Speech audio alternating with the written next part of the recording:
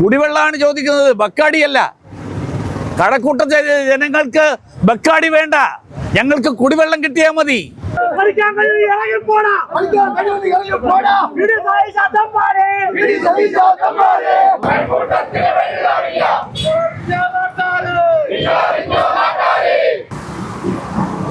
കഴക്കൂട്ടത്തെ ജലദൗർലഭ്യം പരിഹരിക്കണം എന്ന് നമ്മൾ ആവശ്യപ്പെടാൻ തുടങ്ങിയിട്ട് കാലമേറെയായി. പലതരത്തിലുള്ള സമരങ്ങൾ നിയോജക മണ്ഡലത്തിനകത്ത് കഴിഞ്ഞ കാലങ്ങളിൽ നമ്മൾ എല്ലാവരും ചേർന്ന് നടത്തി. എനിക്ക് ഓർമ്മയുണ്ട്, തെരഞ്ഞെടുപ്പിന് മുൻപ് കോങ്ങമൂട് അവിടുത്തെ പമ്പിംഗ് സ്റ്റേഷന് മുന്നിൽ അവിടെ ഗതാഗതം തടസ്സപ്പെടുത്തിക്കൊണ്ടുള്ള സമരമടക്കം നടത്തി. പക്ഷേ ഇത്രയും കാലമായിട്ടും ഒരു പരിഹാരമുണ്ടാക്കാൻ അധികൃതരുടെ ഭാഗത്ത് നിന്ന് ഒരു നടപടി ഉണ്ടായില്ല. ഒരു തെരഞ്ഞെടുപ്പ് നടന്നു, സർക്കാർ മാറി, പുതിയ സർക്കാർ ഭരണത്തിൽ വന്നു. പക്ഷേ കാര്യങ്ങളുടെ കിടപ്പിൽ ഒരു വ്യത്യാസവും ഇല്ല. ഇപ്പൊ ഏറ്റവും ഒടുവിൽ ഈ തരത്തിൽ കേരള വാട്ടർ അതോറിറ്റിയുടെ മുന്നിൽ ഈ സമരവുമായിട്ട് വരാൻ ഞങ്ങളെ എല്ലാവരെയും പ്രേരിപ്പിച്ചിട്ടുള്ളത് സർക്കാരിന്റെ ഭാഗത്ത് നിന്നുള്ള അനാസ്ഥയും ഈ ജലദൗർലഭ്യത്തിന് കാരണമായിട്ടുള്ള അഴിമതി ഉൾപ്പെടെയുള്ള കാര്യങ്ങൾ, ഈ കാര്യങ്ങളിൽ ഒരു വ്യത്യാസവും വരുത്തിയിട്ടില്ല. സർക്കാരിന്റെ മാറ്റം കഴക്കൂട്ടത്തെ ജനങ്ങളെ സംബന്ധിച്ചിടത്തോളം ജനങ്ങളുടെ ജീവിതം ഒരു വിധത്തിലും മെച്ചപ്പെടുത്തിയിട്ടില്ല. അതിന്റെ ഏറ്റവും ഒടുവിലത്തെ ഉദാഹരണമാണ് ഈ കഴിഞ്ഞ ദിവസം പുതുകുന്ന് പമ്പിംഗ് സ്റ്റേഷനിലുണ്ടായ സംഭവം. പുതുകുന്ന് പമ്പിംഗ് സ്റ്റേഷനിലെ 2 പമ്പുകളും ഒരേ സമയത്ത് തകരാറിലായി, കേടുപാട് വന്നു. ആ പമ്പിംഗ് സ്റ്റേഷനിൽ നിന്ന് വെള്ളം പമ്പ് ചെയ്യുന്നത് വെള്ളിയാഴ്ച വൈകുന്നേരം തൊട്ട് നടക്കുന്നില്ല എന്നുള്ള വിവരമറിഞ്ഞ് ശനിയാഴ്ച രാവിലെ ആ പ്രദേശത്തെ കൗൺസിലർമാർ ഉൾപ്പെടെയുള്ള ആളുകളോടൊപ്പം അവിടെ ചെന്നപ്പോ എനിക്ക് മനസ്സിലാക്കാൻ കഴിഞ്ഞ കാര്യങ്ങൾ ഒരുപക്ഷെ നമ്മുടെ സാമാന്യ ബുദ്ധിയെ വെല്ലുവിളിക്കുന്നതാണ്. അവിടെ ചെന്നപ്പോ അവിടെ പമ്പിംഗ് സ്റ്റേഷനിലെ ടെക്നീഷ്യന്മാർ പറഞ്ഞത് തലേ ദിവസം വൈകുന്നേരം തൊട്ട് പമ്പിംഗ് നിർത്തിവെച്ചിരിക്കുകയാണ്, കാരണം പമ്പ് തകരാറിലാണ്. ആഴ്ചയിൽ 2 ദിവസമാണ് പമ്പിംഗ് നടക്കുന്നത്. കഴക്കൂട്ടത്തെ 28 വാർഡുകളിൽ 18ഓ 19ഓ വാർഡുകളിലേക്കുള്ള വെള്ളം, ആ വെള്ളം ഈ പമ്പിംഗ് സ്റ്റേഷനിൽ നിന്നാണ് പോകുന്നത്. തിരുവനന്തപുരം മെഡിക്കൽ കോളേജിലേക്കുള്ള വെള്ളം അവിടെ നിന്നാണ് പോകേണ്ടത്. ടെക്നോ പാർക്കിലേക്കുള്ള വെള്ളം അവിടെ നിന്നാണ് പോകേണ്ടത്. അങ്ങനെ ആയിരക്കണക്കിനല്ല 10,000-കണക്കിന് ആളുകൾ ആശ്രയിക്കുന്ന പല സ്ഥാപനങ്ങളും പ്രദേശങ്ങളും അവിടത്തേക്കുള്ള വെള്ളം പോകേണ്ടത് പുതുകുന്ന് പമ്പിംഗ് സ്റ്റേഷൻ എന്നാണ്. അവസാനം ഞങ്ങൾ അവിടെ എത്തിയതിനു ശേഷം ഈ വെള്ളത്തിൽ മുങ്ങിക്കിടക്കുന്ന പമ്പ് പ്രവർത്തനരഹിതമായതുകൊണ്ട് വെള്ളത്തിന്റെ മുകളിൽ നിൽക്കുന്ന മറ്റൊരു പമ്പ് ഉപയോഗിച്ച് ഭാഗികമായിട്ട് പമ്പിംഗ് തുടങ്ങി. പക്ഷേ ആ പമ്പ് തകരാറിലായാൽ പകരം ഒരു സംവിധാനമില്ല. മാത്രമല്ല ആ പമ്പിന്റെ ശേഷി വളരെ കുറവാണ്. അപ്പൊ ഞാൻ അന്വേഷിച്ചു ഇത് നന്നാക്കാനുള്ള വഴി എന്താ.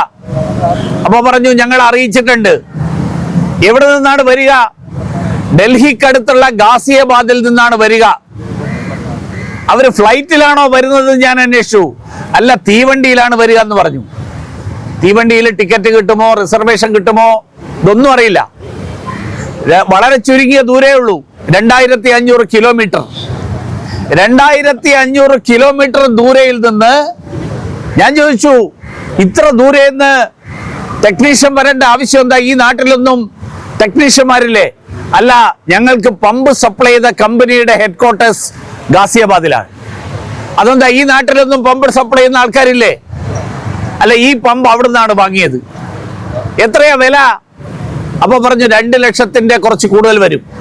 അങ്ങനെ 2 പമ്പും കൂടി 4 ലക്ഷം. എന്റെ കൂടെയുള്ള ചില ആളുകൾ ഗൂഗിളിൽ നോക്കിയിട്ട് പറഞ്ഞു ഇതൊരു 80,000 തൊട്ട് 1.25 ലക്ഷം വരെയാണ് വില വരുന്നത് ഗൂഗിളിലെ കണക്കനുസരിച്ച്.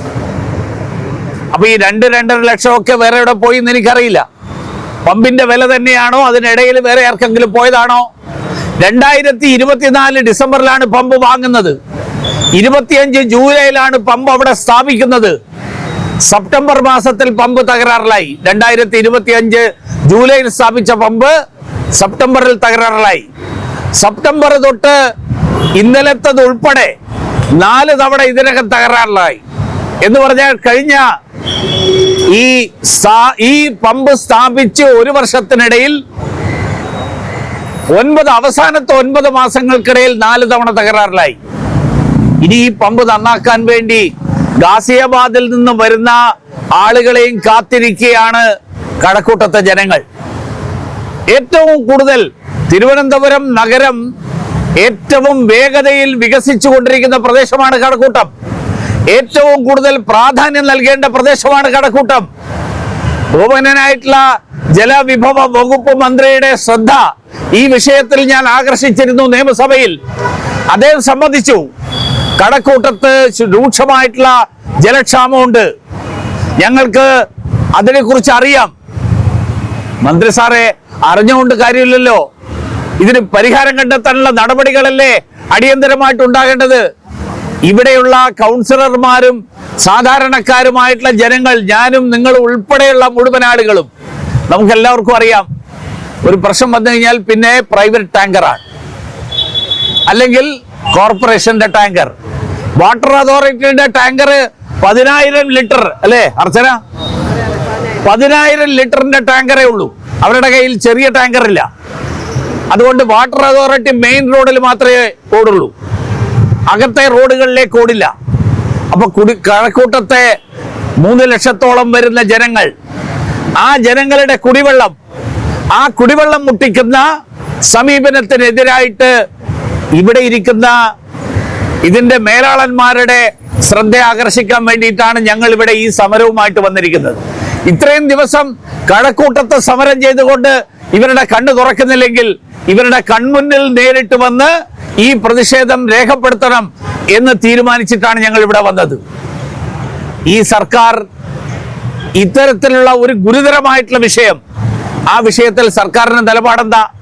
സർക്കാർ ഇപ്പോഴും പിണറായിയുടെ അതേ ശൈലിയിലാണ്. പ്രഖ്യാപനങ്ങൾ, ഉദ്ഘാടനങ്ങൾ. കഴിഞ്ഞ ദിവസം 50 ദിവസം വിസ്മയ ദിനങ്ങൾ ആഘോഷിക്കുന്നത് കണ്ടു വി.ഡി. സതീശൻ. മെഡിക്കൽ കോളേജില് കെ മുരളീധരൻ ഒരു പുതിയ വലിയ ബോർഡ് വെച്ചിട്ട് അവിടെ ഉദ്ഘാടനം ചെയ്തു. 50 വിസ്മയ ദിനങ്ങൾ. ജനങ്ങൾക്ക് കുടിവെള്ളം കൊടുക്കാത്ത ആൾക്കാരാണോ 50 വിസ്മയ ദിനങ്ങൾ നടത്തുന്നത്? ഞങ്ങള് ഈ വിസ്മയ ദിനം ആഘോഷിച്ചതിന്റെ തലേ ദിവസം മെഡിക്കൽ കോളേജിൽ പോയി. മെഡിക്കൽ കോളേജിൽ ഏറ്റവും കൂടുതൽ ആളുകൾ വരുന്ന സ്ഥലം മെഡിക്കൽ കോളേജിലെ OP ബ്ലോക്കാണ്. ആ OP ബ്ലോക്കിലെ 3 നിലയിലും പോയിട്ട് ഒരു നിലയില് അവിടെ വെള്ളം കൊടുക്കാനുള്ള ഒരു മെഷീൻ വെച്ചിട്ടുണ്ട്, അതിൽ വെള്ളമില്ല. ബാക്കിയുള്ള 2 നിലയില് വലിയ ജാറ് വെച്ചിട്ടുണ്ട്, ജാറിൽ വെള്ളമില്ല. ജാറിന്റെ കൂടെ ഒരു ഗ്ലാസ് വെച്ചിട്ടുണ്ട്. ഞാൻ ചോദിച്ചു, മെഡിക്കൽ കോളേജിൽ വരുന്ന പലതരം അസുഖങ്ങളുള്ള ആളുകൾ ഒരു ഗ്ലാസ് ഉപയോഗിച്ചിട്ടാണോ ഈ ശുദ്ധജലം കുടിക്കേണ്ടത്? അസുഖമില്ലാത്തവരും കൂടി അസുഖമാവുന്ന സാഹചര്യം, ആ സാഹചര്യമല്ലേ ഉണ്ടാവുക? അവിടുത്തെ ഉദ്യോഗസ്ഥന്മാർക്ക് പരിഹാരമില്ല. ഞാൻ ചോദിച്ചു, ഈ ഹൗസ് കീപ്പിങ്ങിന്റെ ഏർപ്പാട് നോക്കുന്ന ആളുകൾ എല്ലാ ദിവസവും രാവിലെ ഇതിൽ വെള്ളമുണ്ടോ എന്ന് പരിശോധിക്കണ്ടേ? പരിശോധിക്കാനുള്ള സംവിധാനം ഉണ്ടോ? ഇല്ല. പക്ഷേ മന്ത്രിക്ക് വിസ്മയ ദിനം ആഘോഷിച്ചേ പറ്റൂ. പിണറായിയുടെ ആ വഴി പിന്തുടർന്നുകൊണ്ട് പോകാനാണ് തീരുമാനിക്കുന്നത്. അതുകൊണ്ടാണ് ഞങ്ങൾ പറഞ്ഞത്, ഉദ്ഘാടനങ്ങളുടെ മാമാങ്കങ്ങളല്ല, പ്രഖ്യാപനങ്ങളല്ല വേണ്ടത്. ഞങ്ങൾക്ക് വേണ്ടത് കുടിവെള്ളമാണ്. ഞങ്ങള് കുടിവെള്ളമാണ് ചോദിക്കുന്നത്, ബക്കാടിയല്ല. കഴക്കൂട്ടത്തെ ജനങ്ങൾക്ക് ബക്കാടി വേണ്ട, ഞങ്ങൾക്ക് കുടിവെള്ളം കിട്ടിയാൽ മതി. ബക്കാടിക്ക് വേണ്ടിയിട്ട് നികുതി കുറക്കാൻ, ബക്കാടിക്ക് വരാൻ വേണ്ടിയിട്ട് നിയമമുണ്ടാക്കാൻ, ബക്കാടിക്ക് വേണ്ടിയിട്ട് നിയമസഭയിൽ അതിനു വേണ്ടിയിട്ട് നിയമം കൊണ്ടുവന്നതിന് ശേഷം ഇനി മന്ത്രിസഭ ചർച്ച ചെയ്ത് തീരുമാനമെടുക്കും. കുടിവെള്ളത്തിനെ കുറിച്ച് ഒരക്ഷരം മിണ്ടുന്നില്ല. ബക്കാടിക്ക് വേണ്ടിയിട്ട് നിയമസഭയിൽ എത്ര നേരമാണ് ഈ ചർച്ച നടന്നതെന്ന് നമുക്ക് എല്ലാവർക്കും അറിയാം. കഴക്കൂട്ടത്തെ ജനങ്ങൾക്ക് കുടിവെള്ളമാണ് വേണ്ടത്. ആ കുടിവെള്ളം തരാൻ കഴിയുന്ന ജലസ്രോതസ്സുകളുടെ സ്ഥിതി എന്താ? ആരെങ്കിലും പരിശോധിച്ചിട്ടുണ്ടോ? ഞാൻ കഴിഞ്ഞ ദിവസം തെറ്റിയാറ് കാണാൻ പോയി. തോടേതാ ചളി ഏതാന്ന് തിരിച്ചറിയാൻ പറ്റാത്ത സ്ഥിതിയിലാണ് തെറ്റിയാർ. കഴിഞ്ഞ MLA അദ്ദേഹം പറഞ്ഞത് തെറ്റിയാറിൽ തെളിനീരൊഴുക്കും, തെറ്റിയാറിൽ തെളിനീരൊഴുക്കും, തെളിനീരൊഴുകുന്ന നവകേരളം ഉണ്ടാവും. അവിടെ ഞാൻ ചെന്നപ്പോൾ ചളി ഏതാ നദി ഏതാ തോടേതാ എന്ന് തിരിച്ചറിയാൻ പറ്റാത്ത സ്ഥിതിയാണ്. ഇതാണ് കഴക്കൂട്ടത്തെ സ്ഥിതി. അതുകൊണ്ട് ഈ സാഹചര്യം നിയമസഭയിൽ പറഞ്ഞു. നിയമസഭയിൽ പറഞ്ഞപ്പോൾ മന്ത്രി സമ്മതിച്ചു. മന്ത്രി സമ്മതിച്ചതിന് ശേഷം ഇപ്പോൾ ദിവസം 10 ദിവസം കഴിഞ്ഞു. ഈ ഗാസിയാബാദിൽ നിന്ന് ടെക്നീഷ്യൻ വരുന്ന സാഹചര്യം ഒഴിവാക്കി. കാരണം അവിടുത്തെ ഇപ്പം മോണോ പമ്പാണ് വർക്ക് ചെയ്യുന്നത്. 2 പമ്പുകൾ വെള്ളത്തിലുള്ള സബ്മേഴ്സിബിൾ പമ്പ്, ആ പമ്പ് പ്രവർത്തനരഹിതമായിട്ട് വെള്ളിയാഴ്ച തുടങ്ങി, ഇന്ന് 4-ാം ദിവസമാണ്. അവിടെ വെള്ളിയാഴ്ചയും ചൊവ്വാഴ്ചയാണ്, ആഴ്ചയിൽ 2 ദിവസമാണ് പമ്പ് ചെയ്യുന്നത്. ഈ 2 ദിവസത്തെ പമ്പിങ്, ആദ്യത്തെ ദിവസം 24 മണിക്കൂറിൽ 12 മണിക്കൂർ കഴിഞ്ഞതിന് ശേഷമാണ് മോണോ പമ്പ് പ്രവർത്തിക്കാൻ തുടങ്ങിയത്. അതിൻ്റെ കുടിവെള്ളത്തിൻ്റെ ബുദ്ധിമുട്ട് അവിടുത്തെ ജനങ്ങൾ അനുഭവിക്കുന്നുണ്ട്. ഇനി ചൊവ്വാഴ്ചത്തെ പമ്പിങ് നാളെ തുടങ്ങുമ്പോൾ ഈ മോണോ പമ്പ് തകരാറിലായിരിക്കട്ടെ, അടുത്ത ദിവസങ്ങൾ കുടിവെള്ളത്തിന് നെട്ടോട്ടമോടുന്ന സാഹചര്യം, ആ സാഹചര്യമാണ് കഴക്കൂട്ടത്ത് വരാൻ പോകുന്നത്. അതുകൊണ്ട് സർക്കാർ കണ്ണു തുറക്കണം. ഈ ജല അതോറിറ്റിയിലുള്ള മേലുദ്യോഗസ്ഥന്മാരായിട്ടുള്ള വലിയ ഉദ്യോഗസ്ഥന്മാർ അവർ കണ്ണു തുറക്കണം.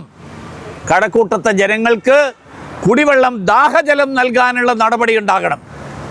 ആ നടപടി ഉണ്ടായില്ലെങ്കിൽ ഞങ്ങൾ ഇന്നിപ്പോൾ കഴക്കൂട്ടത്തുനിന്ന് കുറച്ച് ആളുകൾ ഇവിടെ വന്ന് ഈ സമരം ഇവിടെ ഇത്രയേ പോലീസുകാരുള്ളൂ എന്ന് ഞങ്ങൾക്കറിയാം.